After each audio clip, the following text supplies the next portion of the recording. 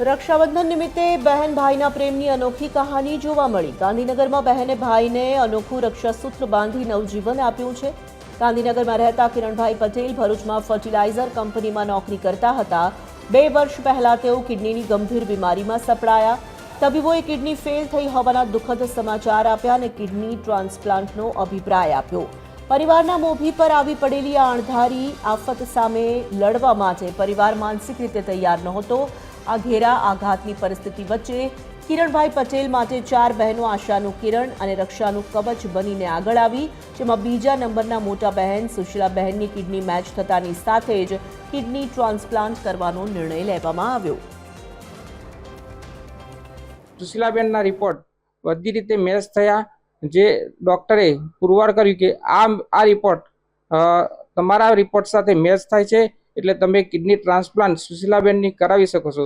તો સુશીલાબેનના report match થવાને કારણે મારે ફેબ્રુઆરી મહિનામાં મારી કિડની ટ્રાન્સપ્લાન્ટનું ડૉક્ટરે ઓપરેશન કર્યું। મારા ભાઈની કિડની મેં આપી, પણ ભાઈ ઘણી ખુશ થઈ ગઈ કે મારા ભાઈની તબિયત સારી થઈ ગઈ અને ભાઈનું દુઃખ જીવન મારે ખુશ થઈ ગઈ તો ભાઈને સારું થઈ ગયું મારી કિડની આપવાથી।